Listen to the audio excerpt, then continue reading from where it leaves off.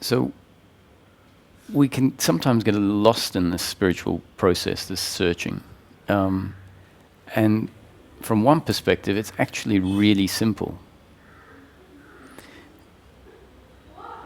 And in about 10 minutes, we can sum up what the problem is and what the solution is. And if we really understand what is said, and that then leads to an observation of what is pointed at, the dynamics that are pointed at, it doesn't have to be a difficult process. Having said that, we're not in control of the process. And so if it turns out to be a difficult process or an easy process, well, in this teaching, that's destiny. But when we describe the dynamic that is the problem, it's not complicated. We can understand it intellectually.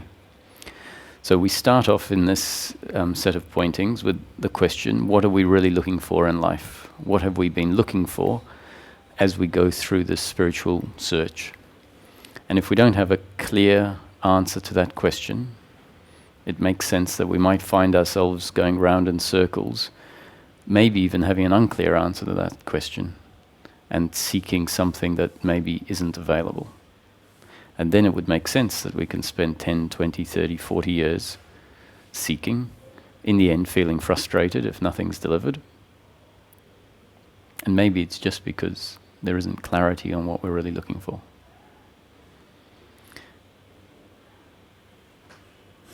And so the answer presented here, which we have to verify for ourselves, all these are concepts that hopefully become part of our up-to-date conditioning, which means that thinking about them will happen.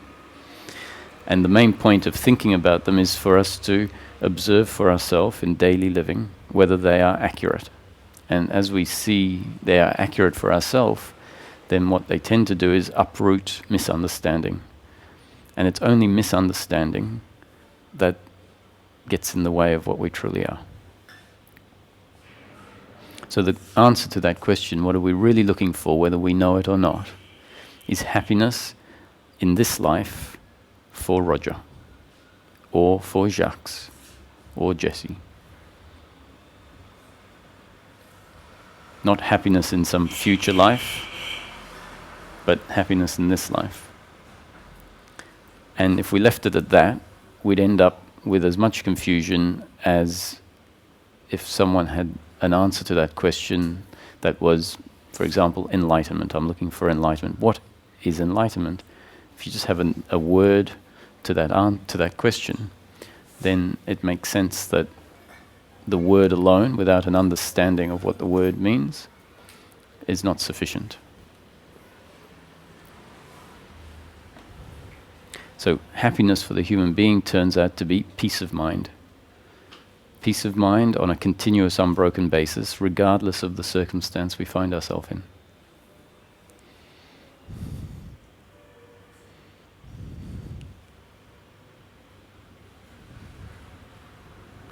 So what we're really looking for is happiness, and happiness turns out to be peace of mind.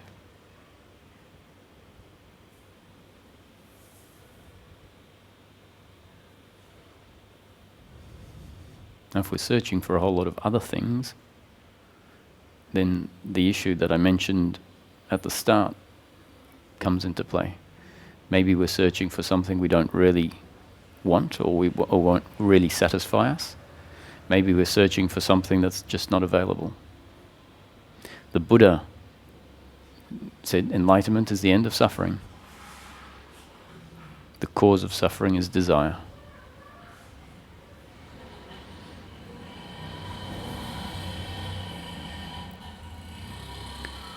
So, if we're looking for peace of mind, what in practical terms is peace of mind?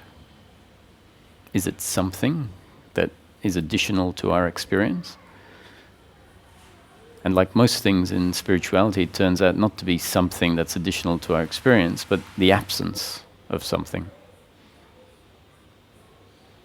Peace of mind just turns out to be the absence of suffering. So we can say that what we're looking for is the absence of suffering, or what we're looking for is peace of mind. And Buddha said enlightenment is the end of suffering. So enlightenment is peace of mind on a continuous, unbroken basis, regardless of the circumstance we find ourselves in.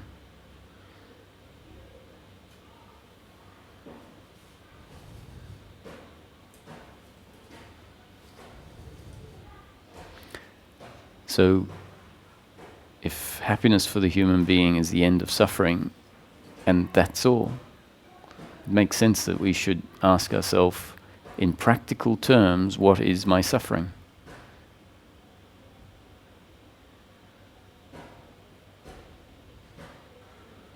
And so, these are concepts that answer all these questions and provide a framework where all of the relevant bits link in with each other.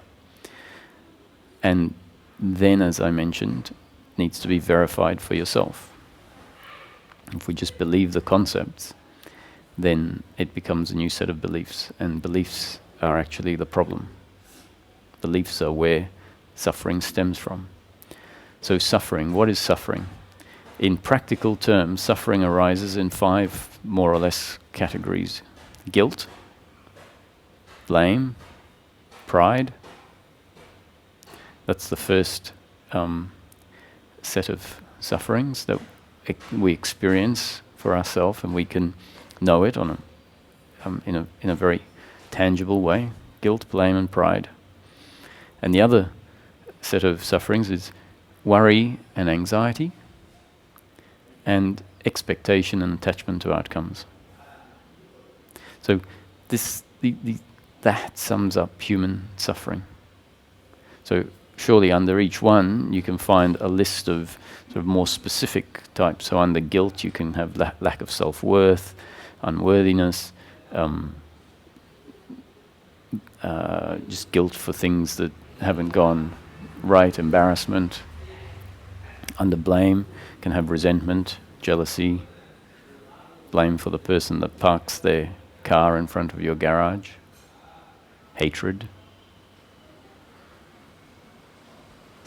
So guilt is a relationship to outcomes that have happened through us that haven't delivered pleasure. Outcomes that we would call negative. And we judge those outcomes as though they are my doing, and we see ourselves as a failure for having failed at delivering an outcome that we think is appropriate.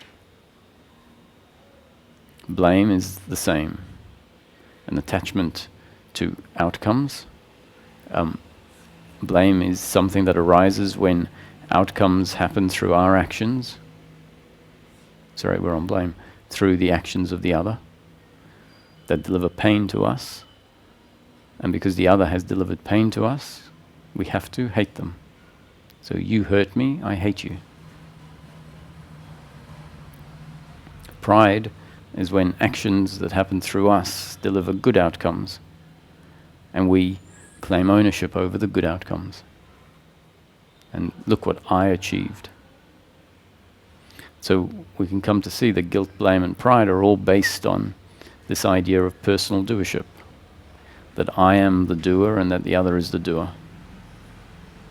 And if that belief is in place, basically a belief of who we are, a separate, independent entity in complete control of everything that happens through me, and therefore we see the other as a separate, independent entity in complete control of everything that happens through them.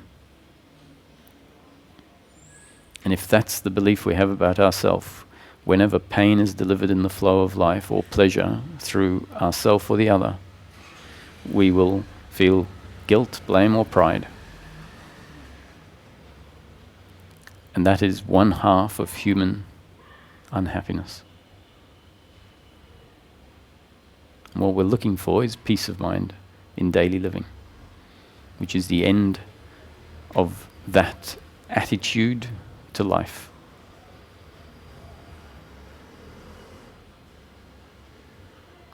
And worry and anxiety, expectation and attachment to outcomes is based on the belief that I need pleasure, I need outcomes to be a certain way in order for me to be complete, in order for who I am to not be incomplete. And so if we go around with that idea of who we are, something that is dependent on life being a certain way, then we're forced to be attached to the outcomes that we think will complete us. And then we're forced to be worried about a time when those outcomes won't be delivered. So in brief, human happiness arises because of who we think we are, and specifically who we think we are as the doer, and therefore seeing the other as the doer, and believing that I need outcomes in order to be complete.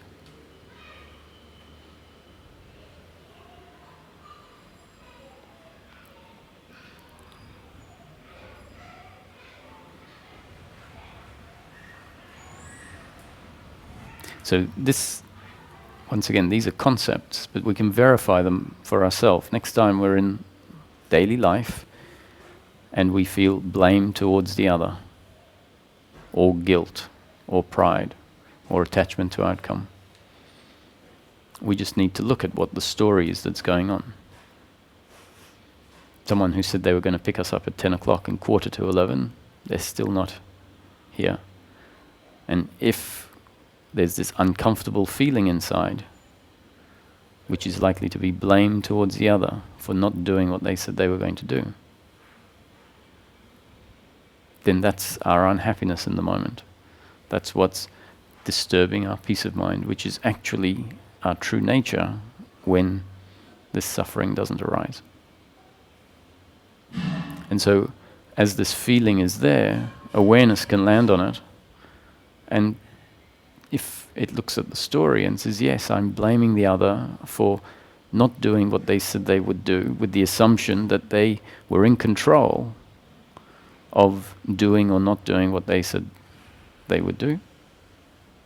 So they chose of their own free will to do this to me, which is creating me pain in the moment. And so I hate them. Now this might not be conscious, but the feeling is definitely there. And so awareness of the feeling will tell us this is the belief that's in place.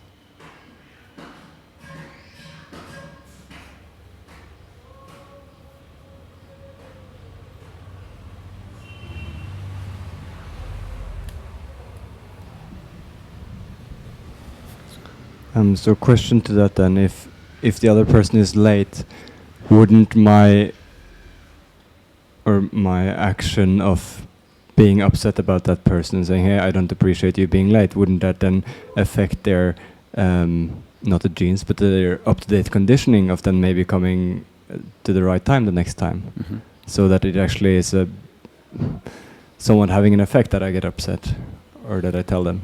Sure, it may well have an effect on, it will have an effect on them. How you react is going to be part of the flow of life in that moment, and that's going to become part of their makeup, their genes and their up-to-date conditioning. That will be part of their new up-to-date conditioning. But the fact that if you're blaming them, that's your unhappiness. And so if we're concerned about making sure we tell them in order for them not to do it in the future, it's based on the ingrained belief that in the future I need them to be on time, so as them that not being an attack on who I am in the future. But that's so this is not exactly, so this is not saying that we shouldn't tell them that they're late and shouldn't tell them that we don't appreciate it. What it's saying is if we blame them as if they are the doer, then that blame is our unhappiness. If we see it as a happening, and we understand that they are not the doer, and that life is unfolding according to a bigger picture, if we understand that, we can then still tell them, listen, you tend to be late on a regular basis, and so if you're unlikely to be able to be on time, just let me know and I'll organize some other form of transport. The question is, do you say that with blame, or do you say it as a clear observation of the situation with an understanding that the fact they are late this time is part of the story of life? So let's just backtrack a bit so that anyone who's here for the first time can understand the principle that's being put forward here is that life is a happening, that this experience of life is not my doing or the other's doing, but it's a creation within consciousness, an experience. So consciousness at rest, before this story of life came into existence, consciousness was in its resting form. Energy in its potential state. Immense potential creativity. And at some point, that immense creative potentiality exploded into manifestation. And the story of life from the beginning of time to the end of time is that creation unfolding. So everything is an experience within consciousness. This very moment is the experience within consciousness that we are aware of right now. And that experience, like a dream at night that has burst into existence within consciousness of mind, just like a dream, this experience is unfolding exactly the way it is destined to unfold. Unfolding exactly the way it has been created to unfold. And that you and me and everyone else and the animals are all intrinsically part of the creation. We're all characters in the story, doing exactly what we're destined to do. And the false beliefs that we have about who we are as the doer are part of the story itself. Also not our doing. Whatever exists in the experience of life, and that means on the outside of what we call outside of ourselves and what seems like inside, our emotions, our thoughts, our feelings, our actions, the actions of the other, everything that happens is part of the experience.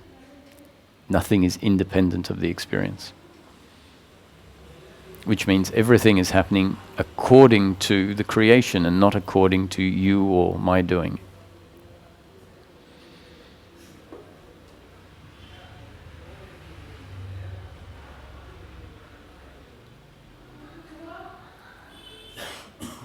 So is my blaming them for being late also part of that then? Absolutely. So there's not, because what I hear what my mind does when I hear you say that is I shouldn't blame them. Mm-hmm. And then it becomes this spiritual superego of like I shouldn't do that and I should understand that, but I do blame them when they come late. Yeah. So if you find yourself judging yourself for blaming them, that's guilt.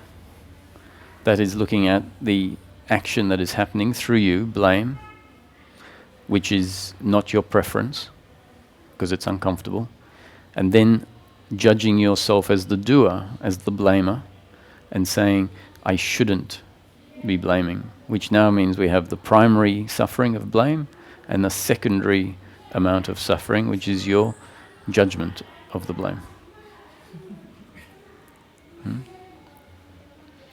Now, this is, as you said, this happens. This teaching is not telling you to stop blaming.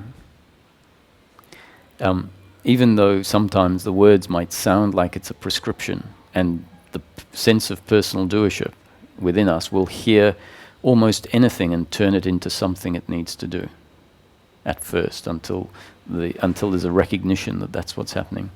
So even though it might sound like these are prescriptions of things to do, things to achieve, they're not. These are just descriptions of the mechanics of life. And the most healthy way for the movement to unfold, if it is going to unfold that way, is where awareness takes the pointers, takes the concepts, and uses them as a means of focusing on these mechanics we're speaking of. So focusing on blame when it arises, and maybe even recognizing the guilt that arises when there is the belief, I shouldn't be blaming. So the teaching isn't saying to do anything. If anything, it's just providing information that may allow for observation or witnessing to happen.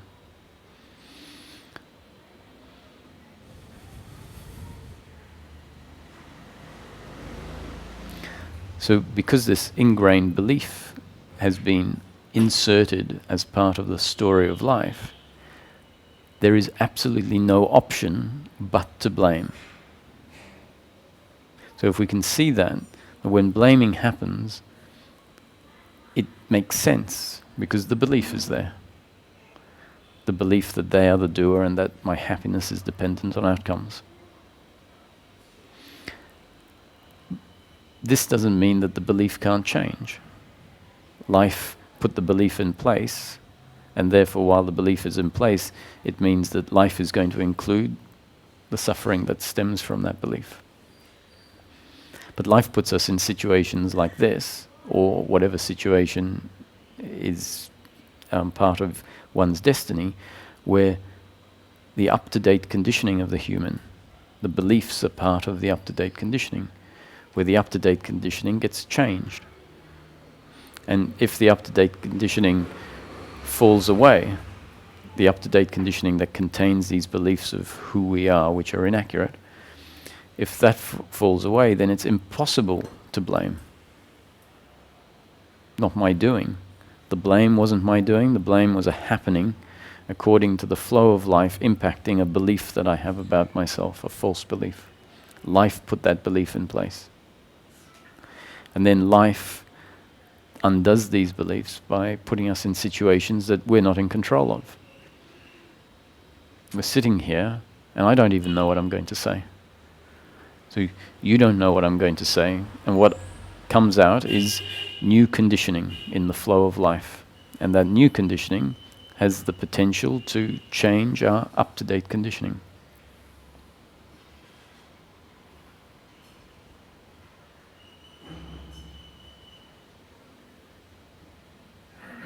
So I get a bit excited actually when I can see how simple it is.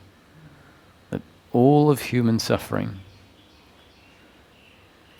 is based on a false belief about who we are.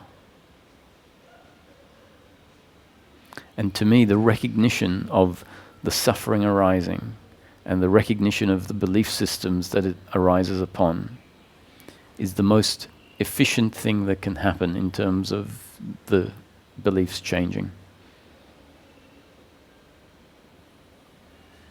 Now, so far we haven't explained in a lot of detail why the belief that I am the doer and the other is the doer, and why the belief that my happiness is to be found in outcomes is inaccurate.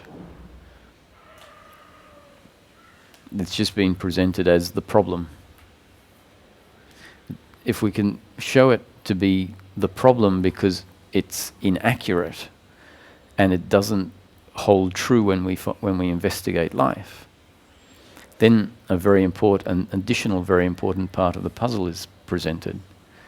First, the explanation that I'm looking for peace of mind. Peace of mind is the end of suffering. Suffering is to be found in these forms: guilt, blame and pride, worry and anxiety, attachment to outcomes and expectation.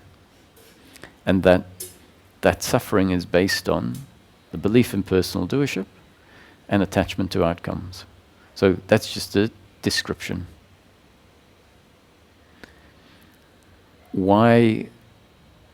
What's next is the explanation as to why this belief in personal doership is incorrect.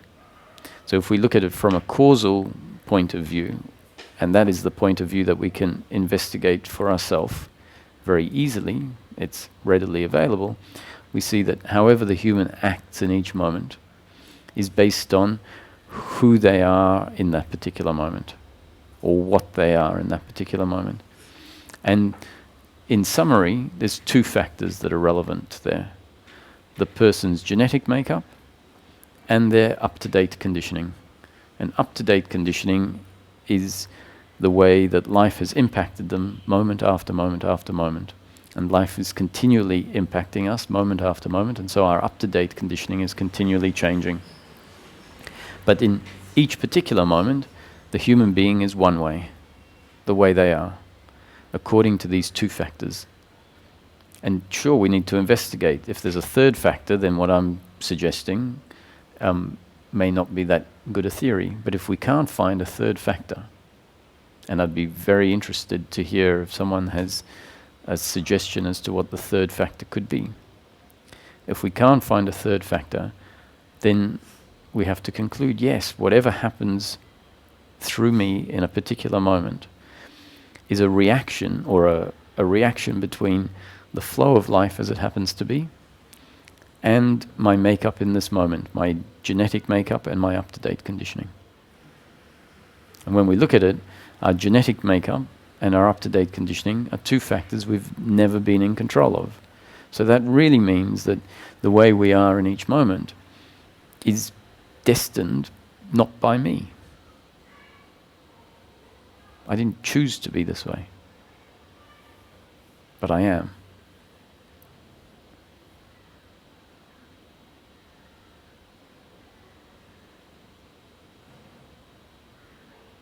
So the analogy I like is, if you put two chemicals together, there's a reaction.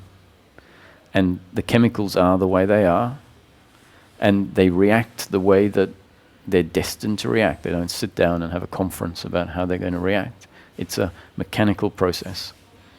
And when we start to look at ourselves objectively and looking at the other objectively, that how we respond to a situation is just very similar in principle as to the two chemicals coming together and reacting with each other. It's not optional. The human will respond the way they're designed to respond. And so sometimes people say, but it is optional because I have the ability to stop and breathe and then choose how to act. And when we look at it more closely, this stopping is part of the person's up-to-date conditioning. They may have gone to anger management course, and the anger management course said, before you react, if you find yourself about to react, stop, count to 10, take 3 deep breaths, and then deal with the situation.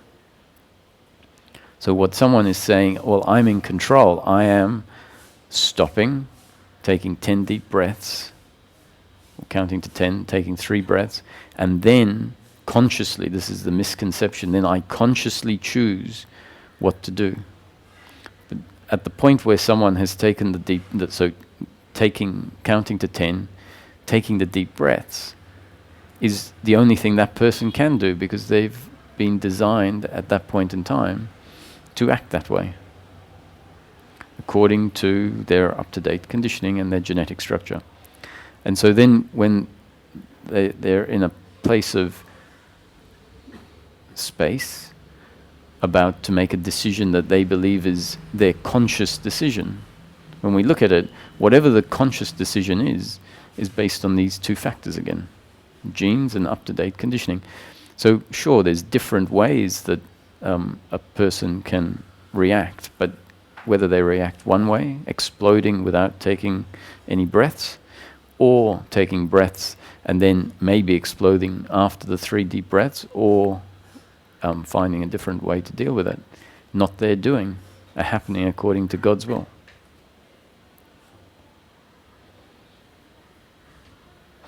And this is not bad news. As we come to see this, what the seeing is objective awareness about what is.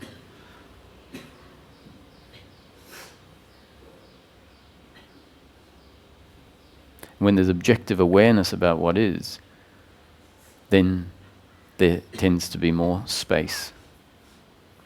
And when there's more space, there's more clarity. And when there's more clarity, those aspects that aren't based on truth tend to dissolve.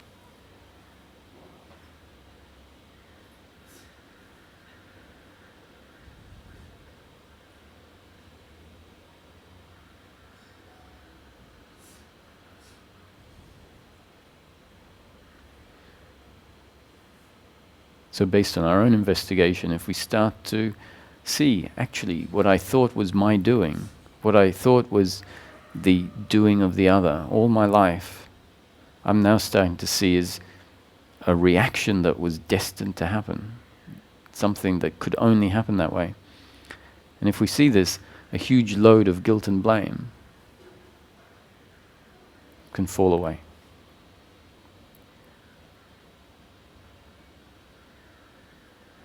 A load of guilt and blame that we could be carrying around for our whole life.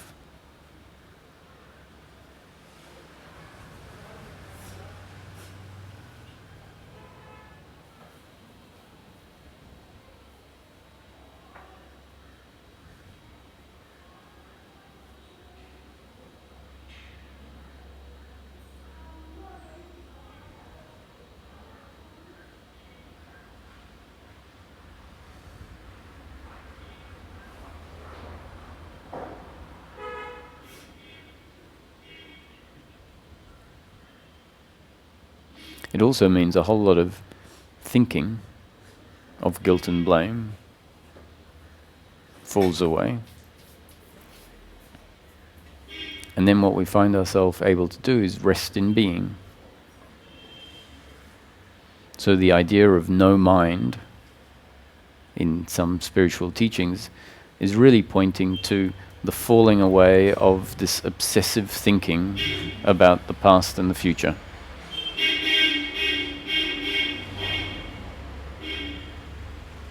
But it's worth introducing the fact that that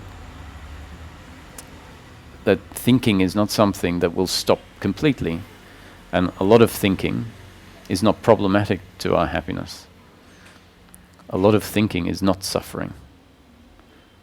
So it's worth looking at and separating the thinking into two categories: the working mind and the thinking mind. The thinking mind is all of the thinking based on this false idea of who we are as the doer, requiring pleasure in order to be complete. The working mind, on the other hand, is the part of the brain that is functional and is very necessary in order for daily living to carry on. And when there's thinking about how much money we need to take on holiday or what time we need to call the taxi to get us to the airport on time, that thinking is not at all a problem to our happiness. That thinking isn't suffering. So the idea that we need to get to a point where there is no thinking is another spiritual concept that has been turned into a belief, and in itself can be an obstacle, because for as long as we're trying to have no thought, whenever thinking happens, we'll feel like that thinking is what is getting in the way of our goal. So to become clear that it's a specific type of thinking, the thinking we're calling thinking of the thinking mind, that falls away. And how it falls away is because the thinking mind can dissolve. And how the thinking mind dissolves is simply when these false beliefs of who we are dissolve.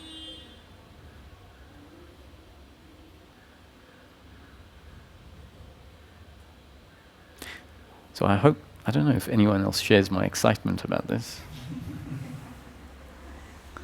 Because it's pretty exciting. Two fairly simple beliefs, deeply ingrained, which obscure a connection to what we really are and are the cause of all of the suffering in our life. And my suggestion is awareness just needs to land on the fact that this is the case and keep landing on it over and over again. Every time suffering is there, be aware of suffering, not trying to push it away, just aware, oh, there it is again. There must be an error in play. And I know what the error is. The error is I'm the doer, the other is the doer, and my happiness is to be found in outcomes.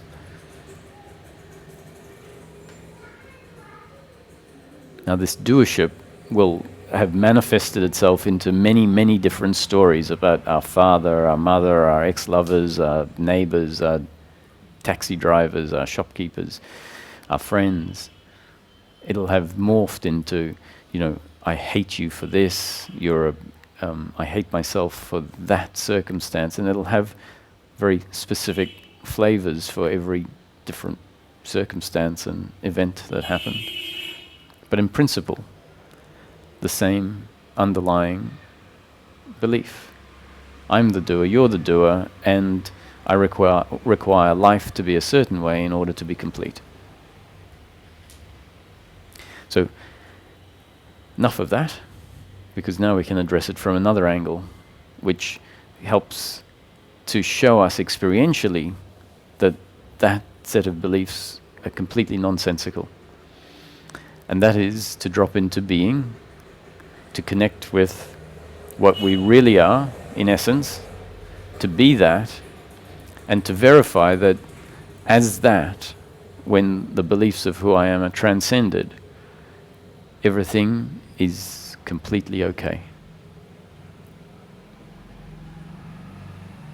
So if we find that a movement into the heart, a dropping from our head to our heart happens, the more times that we rest there and realize that in that moment, resting in being, circumstance is largely the same as it was moments before when obsessive thinking and suffering was there. We drop into being, circumstance is more or less the same, and suddenly, magically, it seems so much less relevant.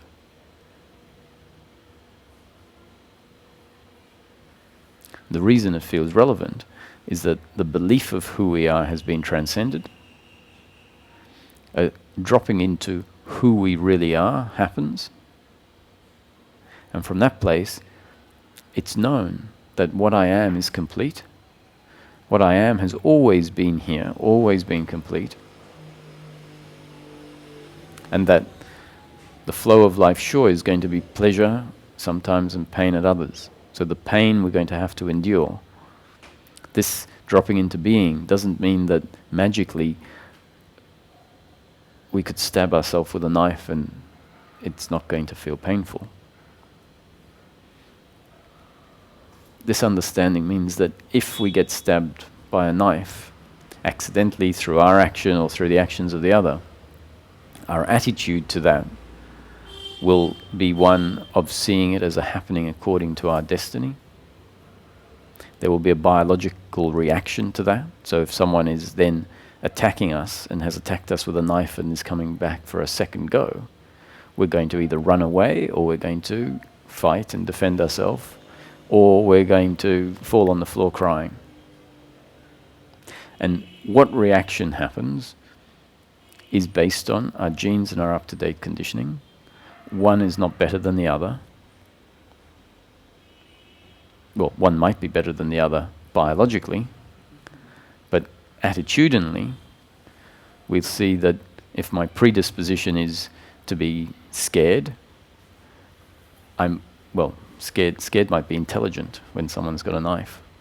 So if we find ourselves running away versus someone else who attacks back or defends, so society may say, well, that is better than that, but attitudinally we can come to see that however I reacted is based on my makeup.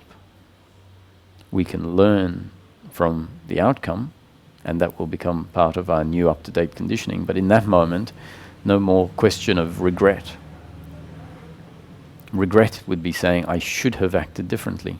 I could have acted differently.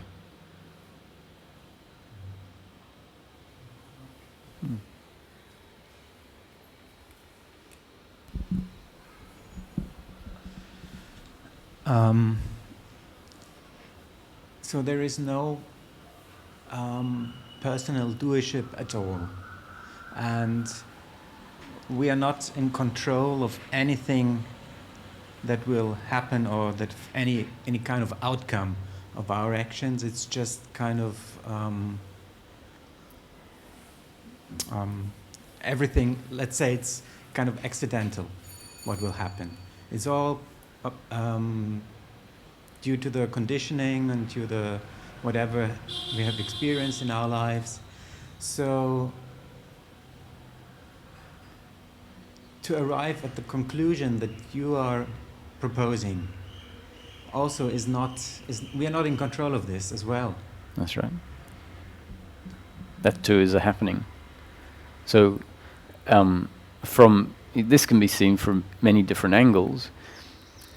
What I've put forward is a very causal explanation.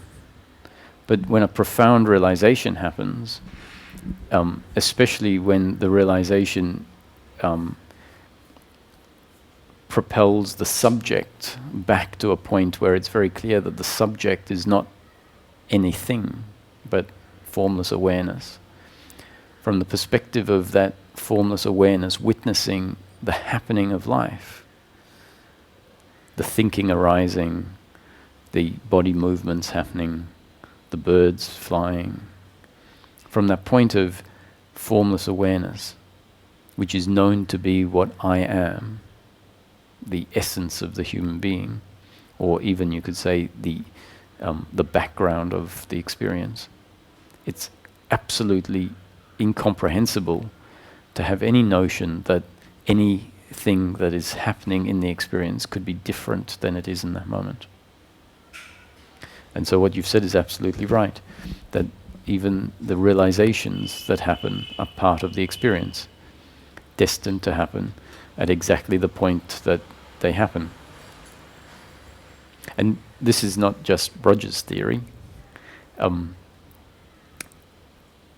It's mentioned in many places in scriptures and different teachings, and I'd like to mention a couple just so that people can have a little bit more confidence in the fact that this is just not just a nutty idea. We're in Tiru, so I'll reference Ramana, and I'll paraphrase, I won't get it exactly right. It's on some of the posters in some of the shops or cafes here. Everything that happens according to the great ordainer. What happens through the body is the body's karma, according to the great ordainer. Whatever is destined to happen, no matter what force in the universe tries to prevent it from happening, it will still happen. No matter what is not destined to happen, no matter what force in the universe tries to make it happen, it will not happen. So that's Ramana's pointing to everything being a creation that will unfold exactly as it's destined to unfold. In the Bhagavad Gita, when Lord Krishna is speaking to Arjuna, he says to Arjuna, who finds himself in a position where he sees his relatives and his mentors and gurus on the opposing battle line. Arjuna finds himself in a position where he says, I can't fight because they're my relatives, my friends, and my gurus and mentors on the other side. He says, my relatives and friends maybe I can fight against, but my gurus or mentors I can't. And the response from Krishna, who is effectively schooling Arjuna in spiritual wisdom, is, you are a warrior, you must fight. So meaning you are designed a certain way. You have no choice but to fight. And then this is the bit I like the most. Krishna says, as time, I have already killed them. So as time, meaning as the time, meaning the storyline. All of the story of life exists within a framework of time and space. And time and space are actually interdependent on them. They're not two separate things. They're dependent on each other. It takes time in order for us to move through space. So as time, I have already killed them. So he's saying, you are just the instrument that I am using in order to bring about what has already happened. And I'm sure I did have another one in mind, pointing at the predetermination, but it slips my mind right now. For example, in the Bhagavad Gita, why then Krishna is giving the teaching at all? Mm-hmm. I mean, good question. He must be aware as well that actually everything is going to happen as it is designed to happen. Yeah. So So what is the whole reason? What is the purpose for gatherings like this? mm, I can see that there is some kind of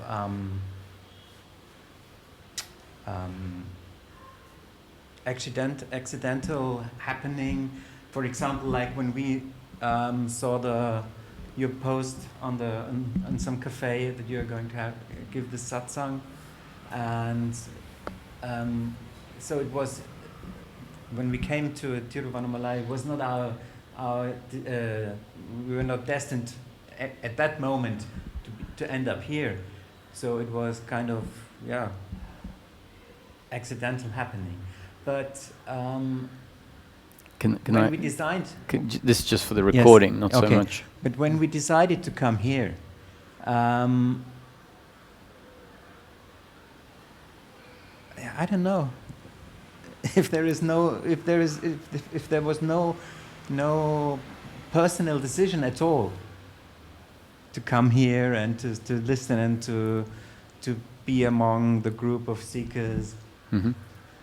So yeah, it's a great question, and there's an explanation that might give you a little bit more encouragement, and that is that the story of life as it unfolds with things happening in the story that appear to be causal. So the story of life, even though it's a spontaneous creation, has been created to be a story of cause and effect, a story of time and space, which means how the story unfolds, and the end was, let's say, put in place before the beginning, just because our brain tends to want to think A leads to B, leads to C, leads to D. But the whole creation was created simultaneously, so the end happened at the same time as the beginning. But when it unfolds as if it's a story of cause and effect, which means I only get food on my table when I'm at a restaurant after first having placed an order. So the order is the cause, and then the food landing on the table is the effect. But it was always destined for the food to land on the table.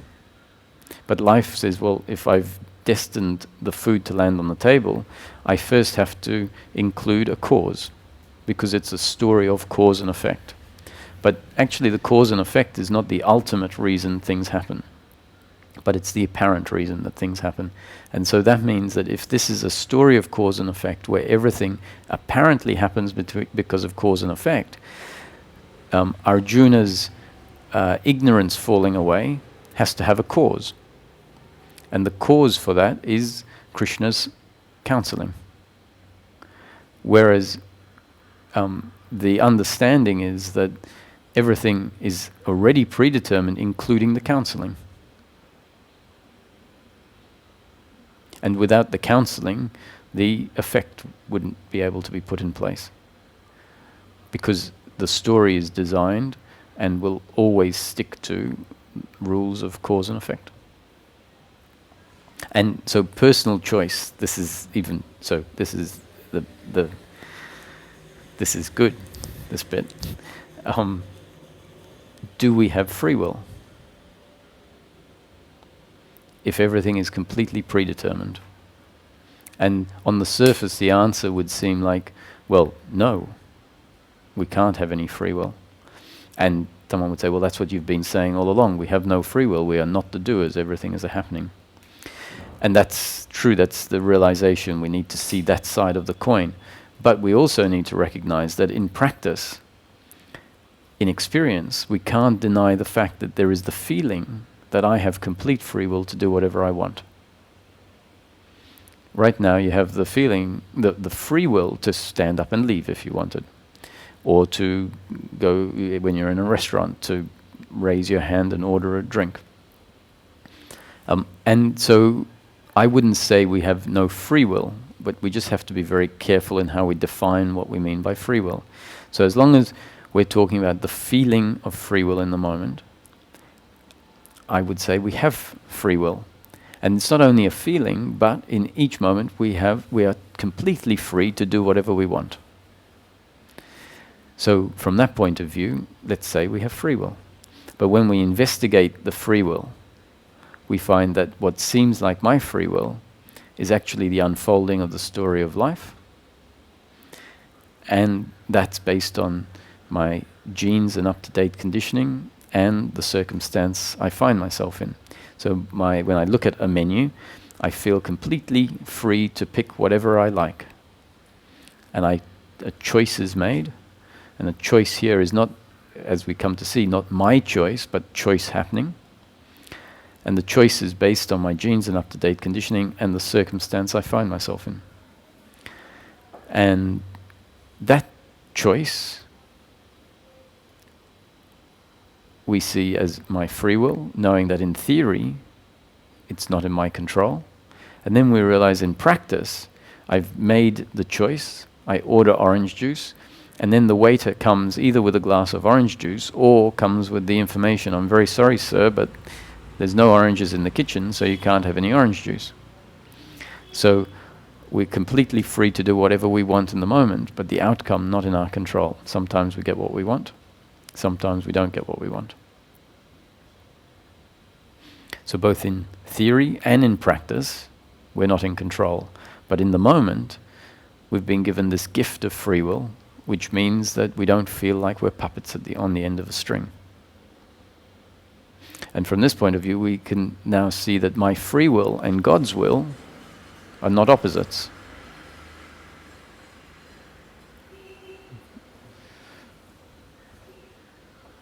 I think that when you say that in the moment we have this option of free will, I don't agree with that. Mm-hmm. Even in this moment, what you say free will, it's just an illusion of free will. Sure. And here I'd like to quote Schopenhauer, the German philosopher. He said, "You can do what you will, but you cannot will what you will." Yes. Right? You can fool yourself by thinking that you have an option of deciding anything, but you do not know what you'll decide. A random thought will pop up in your head, and you'll go on that path. And yeah. So we're in complete agreement. So what you're saying is what I've said in the let's say in the first half an hour. Exactly. But now I'm introducing another factor which seems like a contradiction, Mm-hmm. right? And believe me, when I was sitting with Ramesh, before I got to Ramesh, I had very deep conviction that everything was predetermined, that I had no free will. Mm-hmm. And I sat with Ramesh, and he said, "Well, but you have complete free will in the moment to do whatever you want." And I said, "That's ridiculous. Everything is predetermined. I have no free will." And he would insist on it. And we'd have debates and arguments, and I just couldn't understand what he was saying, because my mind had gone from believing I had free will to seeing I don't.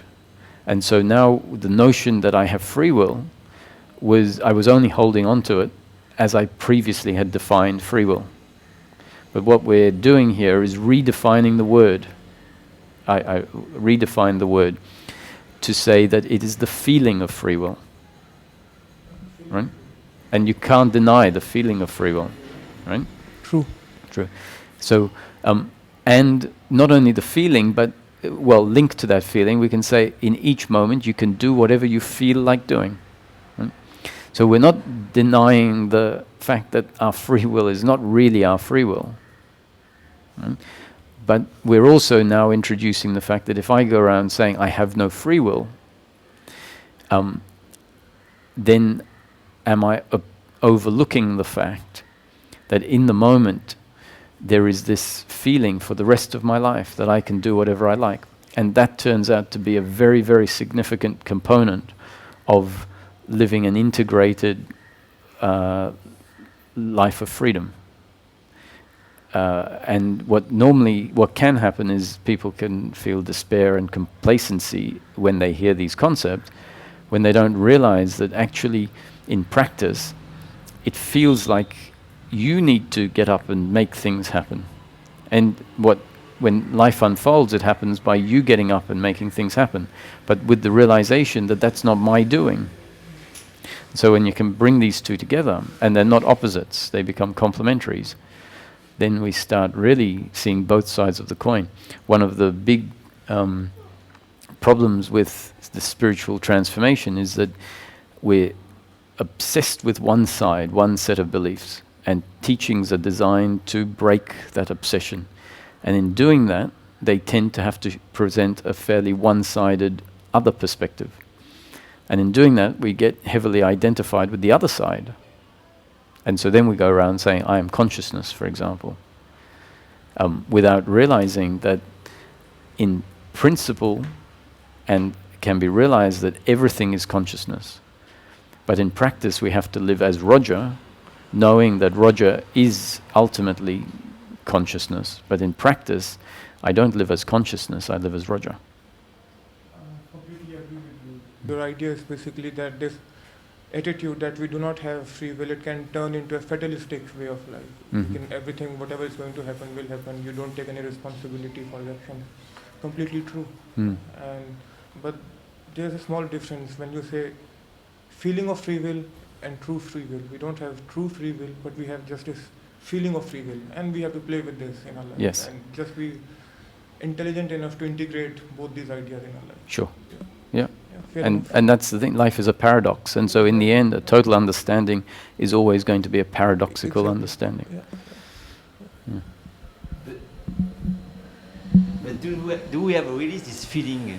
This feeling belongs to our free will? You tell me? I mean, do you have the feeling? If I understand your sharing, Jacques. the feeling is also a part of the will of God. Sure, you know? yeah. So it's not my feeling. No, exactly. It's not my free will to feel the free will. No, it's not your it's not your free will to feel the free will, but it's there. Yeah, it's there. Yeah. Yes. So the point is that in the end, so this is there's this theory of as if. Yeah. In the end, we end up living life with the deepest, when the deepest realizations are there, we end up living life as if I am the person, as if I have complete free will, as if I am in control. As if I have this feeling. Yeah.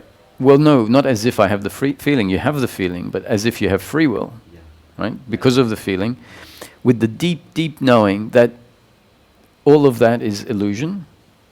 And so it's the deep knowing that means that the suffering no longer arises, but it allows us to continue to live completely as Roger or Jacques, which is where the realization that I am formless awareness comes back in and is embodied in this incarnation. So we live, we understand I am that, but as this.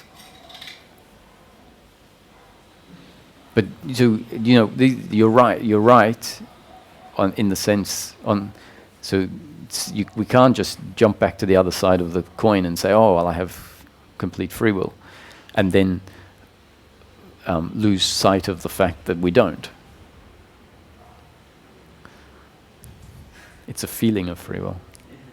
Yeah.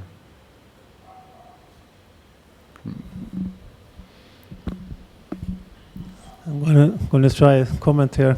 So, suppose we talk about God, and there is actually freedom, real freedom, not illusion of freedom, but real freedom in the sense, and this story of life is spontaneous and conducted with real freedom. Suppose that's the case. And then why shouldn't it be possible that sometimes when I feel that I have free will, God actually let me do that particular choice. So I feel I have free will to choose this or that, and I choose this, and it is actually God let that there was an actual choice, a real choice. It could have gone that way, and God is playing with this creation, and in this play, this little piece of the creation gets to choose that thing. So how would I know for sure that when I believe I have free will, it's just an illusion? Maybe sometimes it isn't an illusion. So this is the one way of, for the people who doesn't like to talk, this is just an illusion. Could you really be sure that this is always just an illusion? So this is a little So, yeah. challenge here. I mean, there's two ways of talking about this, either from the causal perspective or from the mystical realization perspective. And so when the realization, we have a deep realization, we see there's no one here. That is what the realization is that the experience of the human being is deconstructed, in a sense, through awareness landing on the different components, the different layers that make up the human. The thinking, body experience, the sense of existence and being. And when we're in meditation, for example, we see that a lot of those layers fall away. What remains in meditation, until it goes into a deep samadhi in the unmanifest, until that point, what remains in meditation is always awareness and the sense of existence. That awareness and sense of existence can be there without an experience of the body. And so when that realization, when awareness lands on the formless effectiveness, the impermanence of the human in each moment, it sees that there really is no one there. And so from that realization, there is no one here, which means that experience has been seen as experience. This is all an experience, but it's an experience that's designed to seem absolutely real. And a lot of the spiritual practices are pointing at this too shall pass, the impermanence of all experience. Why they're pointing at the impermanence is because when we realize that everything is absolutely impermanent, that there's nothing permanent in the manifestation, that means that seeing everything as impermanent means that there is no one there. And that isn't just a mental realization, it's once the relative, the changing, is really seen as ever changing, because it's been pointed at as impermanent, then what we thought was always there, a table that has been there for 10 years, or a body that has been here for 43 years, it's seen that it dissolves in each moment, really. There is no one here. And so from that point of view, it becomes clear there can't be someone making a choice of their own volition, because there is no one. But then I would like to say, it is not so. I don't have a free will because I don't exist. But then it's not also the case that fatalistic is also then it's neither nor. So then because what I was trying to get at now is when someone thinks, oh, it's all just going to move on in its own way and it's fatalistic. Why should I care about anything? I don't have a free will. But what you're saying now is there is no I. So there is neither destiny nor free will in this sure, perspective. There's no destiny for the individual either, because there's no. That's what I'm saying. Yeah. So that also solves this. If you get depressed in this kind of vision, as Schopenhauer also was not the happiest guy always, and so I think this is a way of, adjusting that. Yeah, and that realization on that level, because you said, what if I really do have a freedom other than an imaginary freedom? And we do have a complete freedom, but not on the level of choice. That we think that's where our freedom will lie, on the level of choice. And now we're seeing that the best that we have on the level of choice is a feeling of free will. But what freedom for the human really is not freedom of choice, but freedom of suffering. And that freedom of suffering is available, so that's real freedom.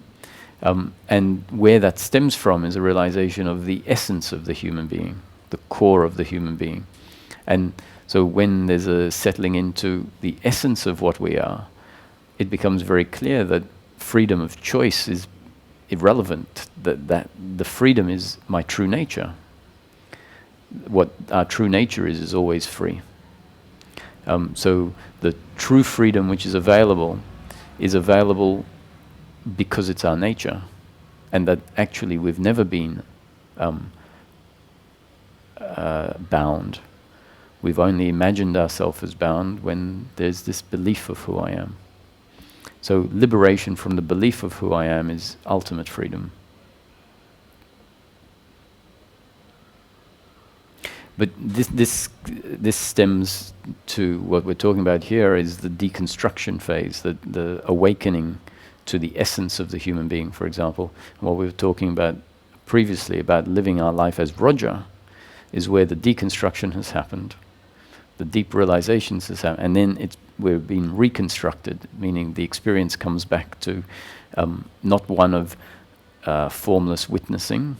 That's happened, and it happened in order for us to have for there to be a deep grounding in and understanding about the essence of the human, or the essence of the true subject as formless awareness and the sense of existence. And from that place of deep, ingrained, grounded knowing, the experience can come back to one of being human again. And now that experience coming back to what it is means that the realizations that happened previously are not lost. So we can talk about it from these two different places, a place of creating awakening and realization, where different things are pointed at, for example, that there is no one there. And then we can talk about it from an integrated living point of view, where we come to see that there is a human being, and that human being lives the rest of their life. But what there isn't is this personal doership aspect.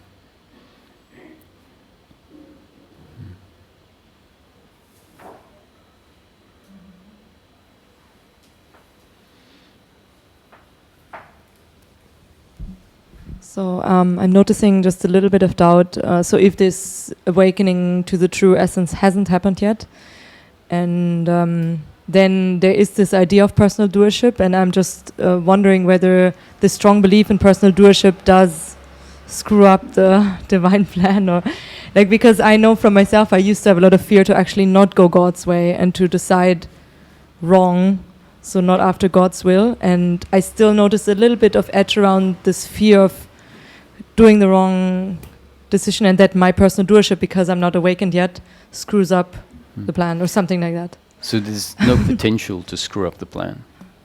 Personal doership is not a discrepancy or an anomaly that has suddenly arisen and is interfering with the plan. The belief in personal doership is part of the plan. In order for suffering to happen, in order for a forgetting oneself to happen, and then suffering to happen. So then we can say, and someone will say, why is that part of the plan?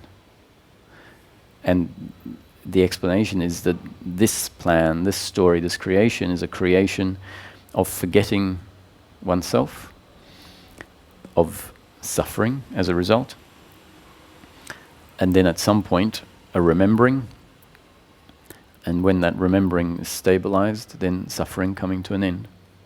And that is the story. So the story, if it's a story of suffering, a story of forgetting, then the belief in personal doership is very much part of the story. It's how it all, it's the pivot on which the main part of the story happens. So this is one of the errors that comes when the sense of personal doership is there, is that then we start hearing about, because we feel suffering, we think, oh, I must be doing it wrong because suffering is there. The suffering is part of the plan. And then we hear about, oh, there must be a higher self. I can make decisions from my higher self. And then we start judging decisions that aren't from the higher self as being, I'm not succeeding. And so to see that, no, there is no decision of a higher self or a lower self. It's just what is happening in this moment. And someone would say, well, if you do that, then you're not going to have anything to, there's no motivation for you to get better. But the irony with this is that we've been trying to get better our whole life, and what it does is it just creates suffering. So this shift, which sounds like it's pointless, a shift to just accepting things as they are, and accepting is not something we do. Accepting is something that happens when the belief in personal doership starts to get weak enough. Then we can accept the suffering as a happening, So there's enough wisdom inside that says, I'm not creating the suffering. And then the suffering can be witnessed. And from that witnessing point of view, then real change can happen. So also, if I still have a strong sense of personal doership, it's still just an illusion of free will, because I accepted this concept a long time ago, but I notice actually a deep doubt in that. Mm-hmm. Whether, it's just no free will when I'm enlightened, or if it's already no free will when I'm still here. We are never in control. The realization of the freedom is to realize we've never been in control. And then what that realization is, actually it's the body that has never been in control. And there's the essence that functions through the body is free from the flow of life always. So the freedom is to see that the body has never been in control, which means I can't be the body, because what I am is real. The body turns out to be mechanical, and all the movement, including thinking. Thinking is an output of the brain. The brain is a biological part of the body. It's mechanical. And so once we see the mechanical aspects as mechanical, that's a disidentification with what we previously have identified as being what I am. So seeing it as mechanical is a freedom, because it means that we start to witness the mechanical as mechanical, and then there can be an awakening to the essence that we've always been. So if the sense of personal doership is strong, listening and the awakening hasn't happened, listening to these concepts can weaken the sense of personal doership, which then can allow a witnessing of whatever is happening to happen. And that witnessing is a significant component of awakening. Because what witnesses? It's not the individual that does witnessing. The assumption is if there's witnessing, there's a witnesser. When witnessing just happens, so this is not something for us to do. We don't do witnessing. Witnessing is something that happens when it starts to become very obvious that life is a happening. And then a shift takes place and it becomes apparent there is just witnessing, no witnesser. And that witnessing without a witnesser is a very significant part of the realization that there is only the one subject, which is what I am. And if awakening has happened, these concepts can help to integrate the awakening back into daily living.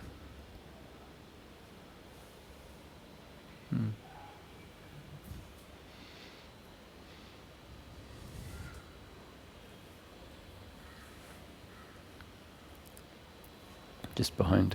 Oh.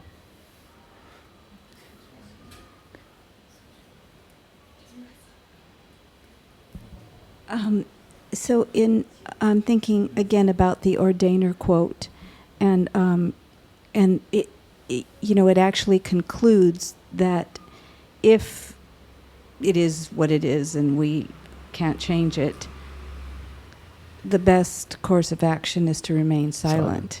And wondering how that translates into these very practical aspects of the teaching from your point of view.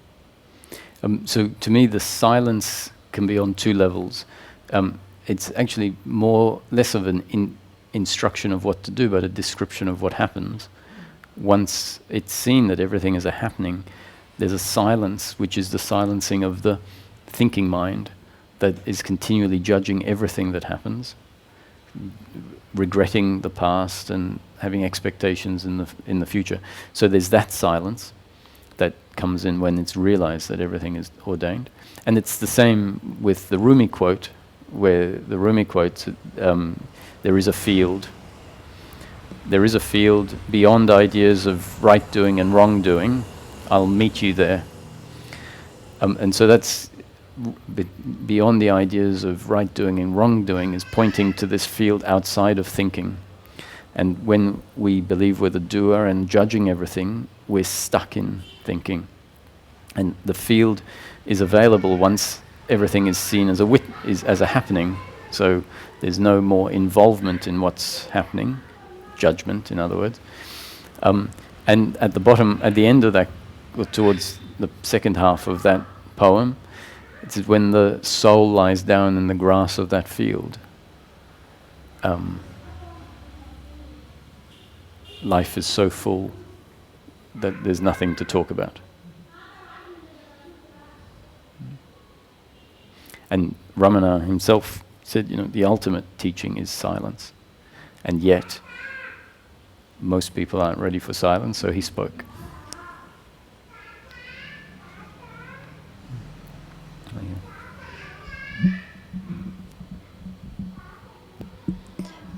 The part I'm not so clear about is the predetermined part. Like, when no self is happening, it feels like all possibilities are available.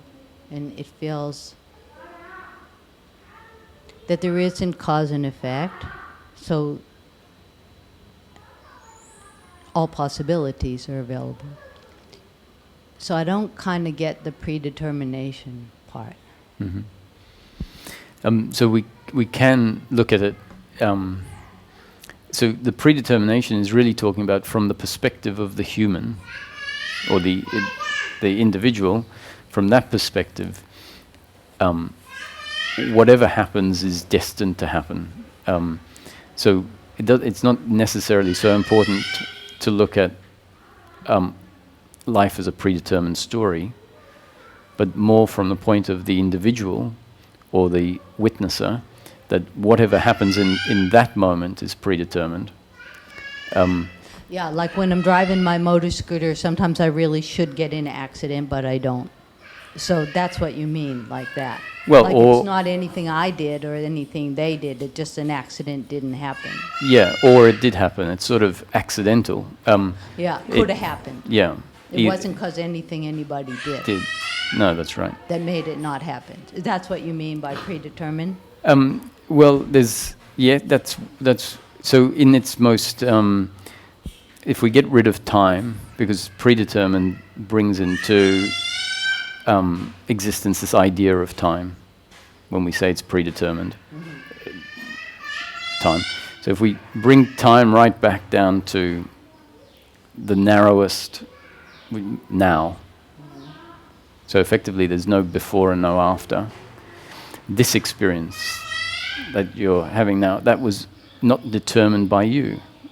It's as if I have a picture card and I present the picture card, that what you see is predetermined by the picture. Because it's not determined by me. Yeah. So you mean if it's not determined by me, it's predetermined?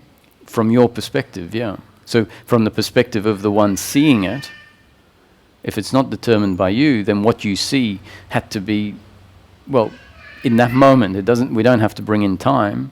Just, so yeah, exactly, it's what you just said. It emerges. Yeah, it merges. So this moment is like a picture card. Yeah. And the picture card is presented, and what you see is determined by what was already on the picture card. So it's presented. So you see flowers, for example. If that's flowers on the picture card, you don't see animals. I'll get it, okay. Flowers. And this moment is like the picture card. So that's what you mean by predetermined. That's, yeah, in practice, yeah. Got it. Okay. There is another way of seeing it. Predetermined is that when a bomb goes off, that what happens is predetermined, because the initial impulse is an explosion, and then all of the bits fly exactly where they're destined to fly according to physics. And when a bit of the bomb hits something, it bounces off or it kills someone. And all of that is a movement of this initial impulse. And we can see the whole universe like that there's an initial impulse, and then everything that happens afterwards is effectively the shrapnel of the bomb. So if we use the bomb as the analogy, in the end, the shrapnel of the bomb is going to all land in only one place. And then we might help us switch back into the universe, an initial impulse, and then everything is unfolding. And so these words are like the shrapnel still going off in different directions. And your reaction to it is part of the movement outwards. And so from that point of view, whatever happens at the very end was determined by the initial impulse. And so if we use the example of a pool table with a triangle of red balls and the white ball here, and then we have a computer that has is programmed to understand the dimensions of the table and all of the laws of physics, and we say how hard we're going to hit the white ball and at what angle, and we press simulate on the computer, it's going to show us what happens, all the balls bouncing around, and it's going to give us a final picture. And then if I hit the actual white ball onto the actual red balls with exactly the same force, exactly the same angle, everything's going to move. And from one perspective, it's all random, but where all the balls end up is going to be exactly the same picture as the computer has told me. So if there's a specific impulse, the outcome is predetermined. And there is only ever a specific impulse. So if we look at the Big Bang, there was only one impulse, whatever it was. So all of this is a continuation of that. Which then means whether you have an accident or not is a matter of where all the shrapnel is at that particular point in time. And the accident is a continuation of the, the thing.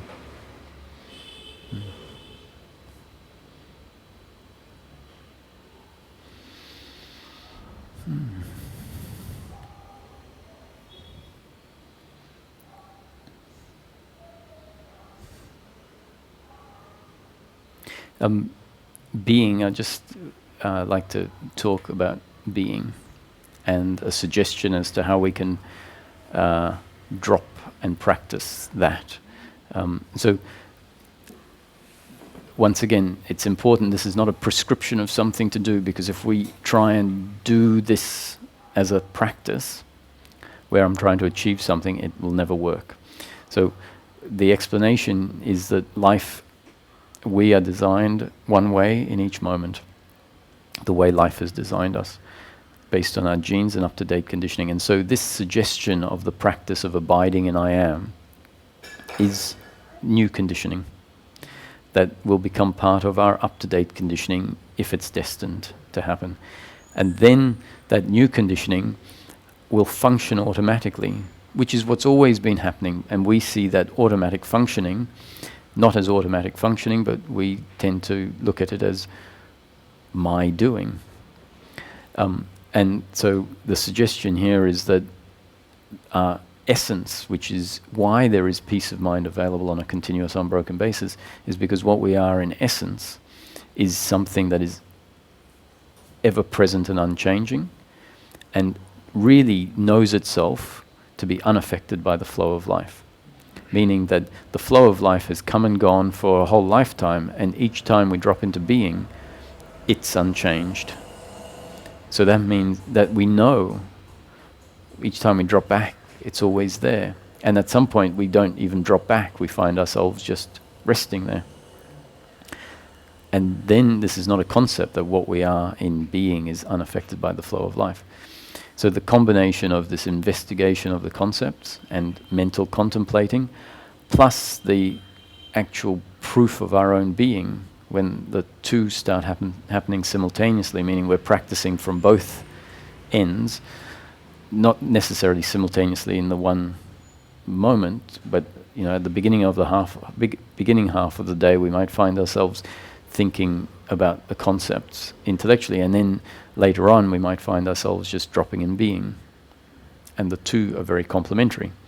So Nisargadatta suggested this is the practice to people, abide in I am, and he suggested that because it was his experience. His guru suggested that he abide in I am. Nisargadatta was a devotional, a bhakti, and as a bhakti you just do what the guru says. You trust and you do it. And so Nisargadatta said after 3 years of abiding in I am, the realization of self happened. And so as I interpreted the suggestions of how to do this, and this was a long time ago, so I don't know what they were exactly, but I remember what started happening.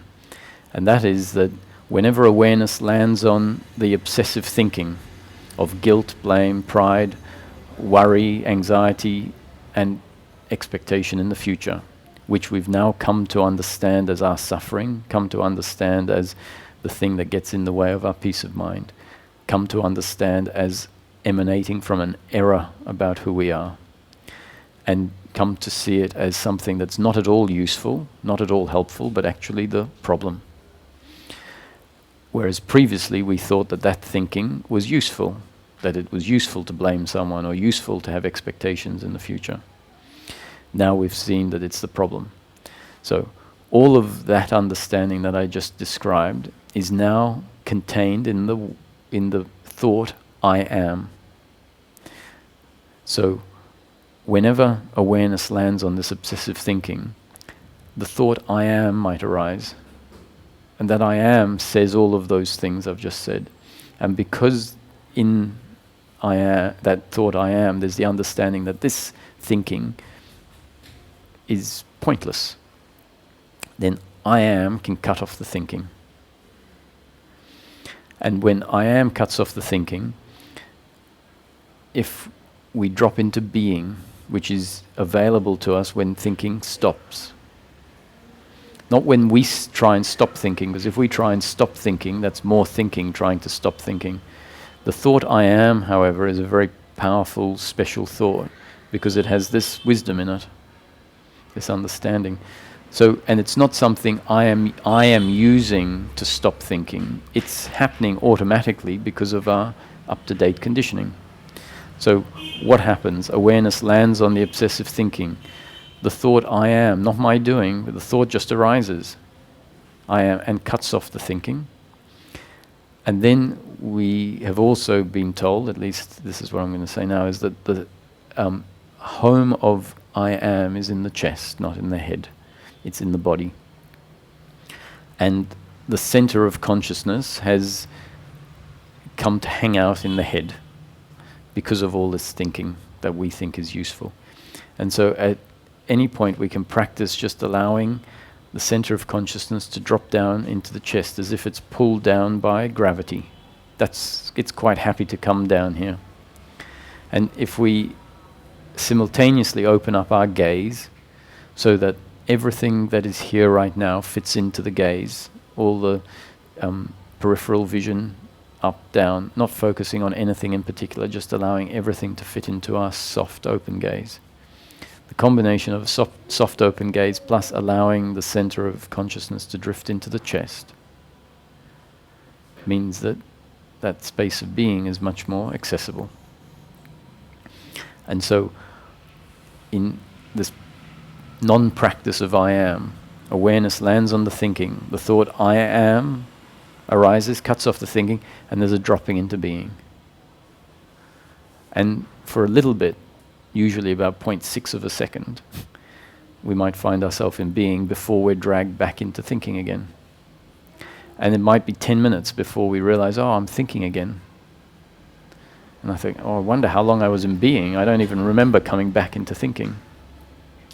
And that's not a problem, because what happened is the pathway to the heart was strengthened by dropping into being, just for 0.6 of a second. And next time there's a realization that I'm in thinking, that thinking is happening again, the thought I am comes up and drop into being. And once again, it might just be for half a second. And then 10 minutes later we realize, oh, I'm in obsessive thinking again. I am. Drop into being. And this is a movement that maybe we've never really even known was available. So this field of being, for a lot of people, is something that is absolutely unknown. All that is known is that my way of seeing life from my head and judging everything as good or bad, well, it can be a revelation to find that there's another place that's available, a place that is actually direct and where we know ourselves directly. So each time this I am comes up and the movement, the path between the head and the heart is getting stronger. And eventually we might find ourselves able to rest there for 2 seconds or 3 seconds, maybe even 5 minutes, before being dragged out into thinking again. And magically one day we might find that thinking can happen and we remain in being. And from that place, thinking is then not a problem. The thinking that usually continues to happen when we've dropped into being is not the thinking of the thinking mind, because it no longer makes sense once there's been this grounded connection to who we really are, the essence, the I amness of who we are. And so the heart is actually the junction point, and I am is the junction point where impersonal consciousness of source that has linked to a particular body meets the body and then functions through the body as personal consciousness. So dropping into I am means that we come to understand that the source of I am is impersonal consciousness, and then the natural expression of I am is personal consciousness. So it's not the ego that dissolves. The ego is what we are. What dissolves is this addition to the ego, the belief in personal doership, and the belief that I need things a certain way in order to be complete. And what I mean by the ego doesn't dissolve is that once the sense of personal doership dissolves and suffering no longer happens, there's still this sense, I am Roger. And I hazard a guess that Ramana still had a sense, I am Ramana, which is why he would walk through the ashram feeling like he was this and not the table and the chair, and why he would respond to his name when it was called and respond to answers. But from this place where the ego, meaning identification or feeling like the individual still exists, it's known that that's an appearance, a feeling in the moment, and as soon as there's nothing to do and we're just sitting quietly, there's a dissolving of that personalness into a meditation, for example. But we don't live life from that meditation. For a while, in the spiritual search, this witnessing sort of comes and seems like, oh, this is where I will live life from. But it's actually there in order for that aspect of the human being, the awareness aspect, to recognize itself. And when it's in this sort of expanded state where we're not really functional, we're sort of wandering through the streets, sort of not really here in a way. That state, and in Tiru that happens particularly often because of the energy of the place. That's there for us, for awareness to be able to land on itself and realize that the subject is actually this formless awareness with the sense of existence. But once that's deeply recognized and ingrained, it tends to come back in. And sometimes we think, oh, I've lost it.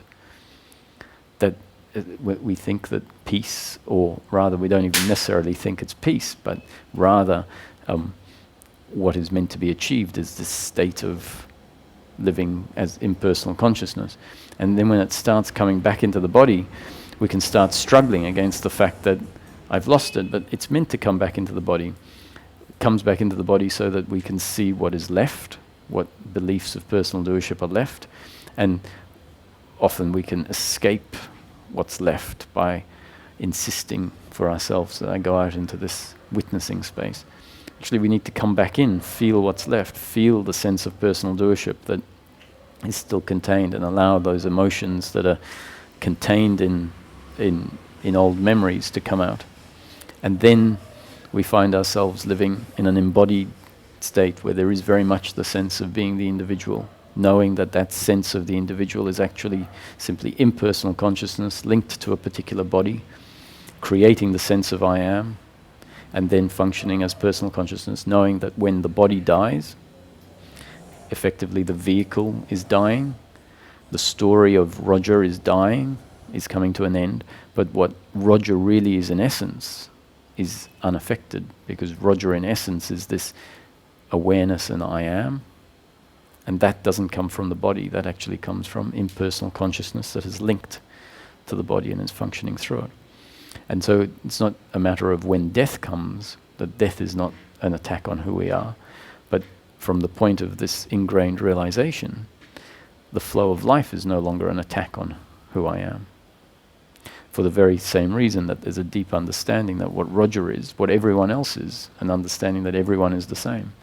Everyone is a vehicle through which the one impersonal consciousness is linked and is functioning through everyone as personal consciousness in order for everyone to play their role in the game of life, doing in each moment exactly what we're destined to doing, the outcomes being exactly as they're destined to be.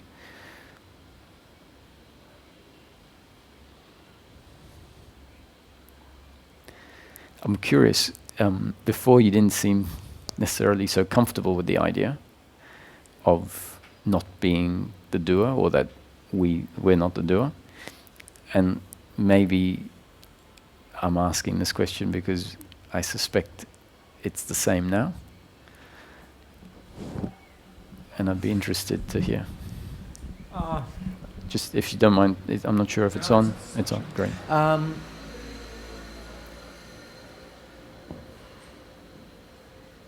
Actually, I'm always like swinging off and on. Mm-hmm. Like I can really very much see that there is, from the perspective of the personal doership, it is not really existent. So all of this is really it's not our responsibility what is going to happen, and but I think as long as you don't have the realization of, and have it as a really really a living experience of what you really are, Mm-hmm. there is still at least this feeling of having a responsibility for what is going on in your life, of what direction you're going to give it. Mm-hmm. And I think it's, for me, this is maybe, it's not even a contradiction. Mm-hmm. Because on the relative level, there are decisions to be done. Mm-hmm. And I have the idea that some of these decisions I'm in control of. Mm-hmm. And on the same, maybe on the same, at the same moment, I'm aware that from the absolute, it doesn't really, there is no control, and it doesn't really matter, because I'm this unpersonal consciousness that you were mentioning in the end. So Mm-hmm. So we don't even need to go all the way to the absolute, just to the core of the human. So from the perspective of the human knowing itself for what it is, a body through which impersonal consciousness is functioning, and knowing itself as this I am, even from that point of view, the freedom exists. And so you're right, without the abiding personal experiential understanding of this, it's not going to have the full effect. That's why I'm putting forward the suggestion of this abiding in I am as often as possible, yes. whenever it happens, because that starts to give us experiential proof about who I am. If we never go there, then all of this is hearsay, in a sense. It's like, oh, someone told me that I'm unaffected by the flow of life. But to be frank, whenever a flow of life comes, I'm affected by it. And each time we go into who we really are, we know for ourselves, until eventually we know us, we can go there, or just we stay there. And then it's ludicrous, we just, that the flow of life affects us, or that we're the doer. That just doesn't make any sense. But it doesn't make any sense because we're grounded in who we really are, and it's very clear from that perspective. But you're right, if we don't if we don't have that frame of reference, it's going to be very troublesome. Yeah. Yes. And once you are there, at the place where you can witness everything just as it is, then you also have the experience that you are not affected by anything, because that what you really are is beyond everything that will happen to this body and will happen to everything. But before we get there, so there's the practice of abiding, but the other part that helps us, that supports that dropping into I am, is this becoming aware of the mechanics. So, why you might have this question sometimes is because the mechanics haven't been seen. Not only, but that we don't only understand this because we drop into being, but also when we start seeing the mechanics of suffering, that suffering is based on personal doership and attachment to outcomes. That's in brief. So every time suffering arises, our tendency is not to look at the mechanics. Our tendency is to get involved in the suffering, effectively. But now the interest could be to actually see, yes, this is my unhappiness. What I'm really looking for is the end of unhappiness. So then it becomes the most important thing to see the dynamics. So each time suffering arises, it's not about getting into the suffering or stopping the suffering. It's like, I'm just interested in understanding this. And then we see, yes, there's this storyline of personal doership. And is that supported based on the way I'm now coming to see life? Like, could the other have done it differently? Because the storyline is saying absolutely they could have done it differently. They made the choice. And sure, that choice is made, but we've investigated what choice is. Choice is an unfolding of one's genes and up-to-date conditioning, dependent on circumstance. Two factors that the person didn't have control over. So really, this is more and more I talk about this and actually see what happened. It's so simple. When I say so simple, I'm not saying anyone who doesn't get it is stupid, because I know that we're not the doers. The whole process unfolds. But I'm allowing whatever comes through to come through, knowing I'm not doing it. And the emphasis is on, let's just start looking at this dynamic of suffering, because that's the issue. And if it clicks, what's being said, really, yes, I'm just looking for the end of suffering, so I'm going to become super interested in suffering. Super interested in investigating my suffering along the concepts that are presented. Then I really think it doesn't take long. But for a long time we're not interested, or our attention doesn't know to land on that. But when attention does land on it, there's not that much to understand. Not that much to see. Yeah.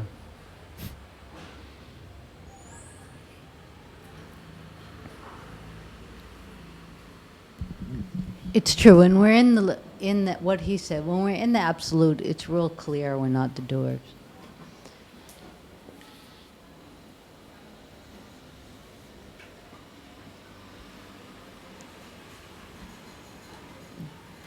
And this mechanics thing is real clear too. I mean, I can predict somebody's responses according to their conditioning, up to date conditioning, fairly accurately. So of course, then mine must be like that too. There's resistance to this mechanics thing at the same time, even though it's so clear that it's true. Mm-hmm.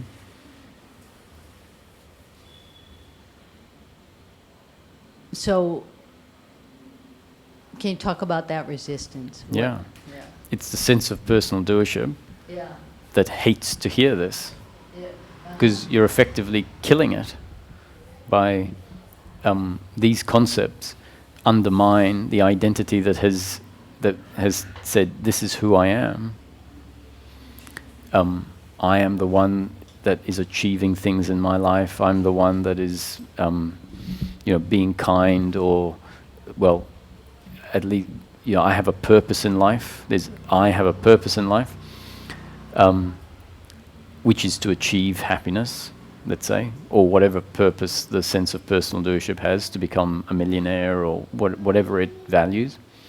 And so when these concepts are thrown out, they're effectively undermining its existence. They're showing it up to be false. And so what I'm surprised there isn't a lot more of, actually, is this heavy arguing with the concepts.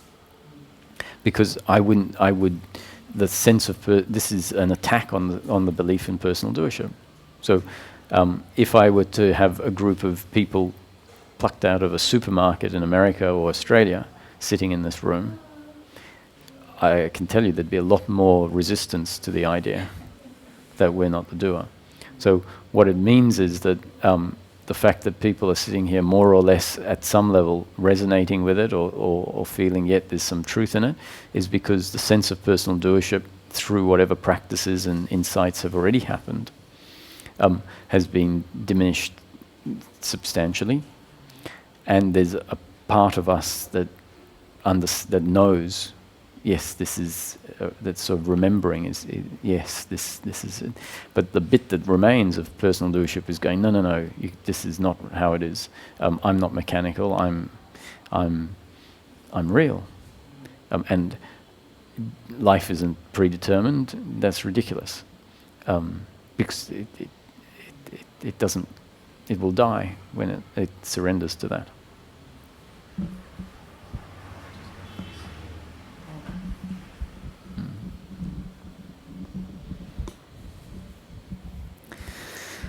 So if there aren't any more questions, because the mosquitoes come in at this time and it gets unpleasant.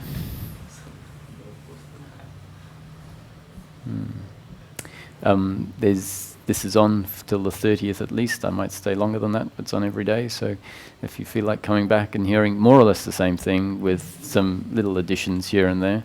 But believe me, the belief in personal doership is something that's been in place for our whole life, if not lifetimes. And so hearing it more than once is not a bad thing. Thank you.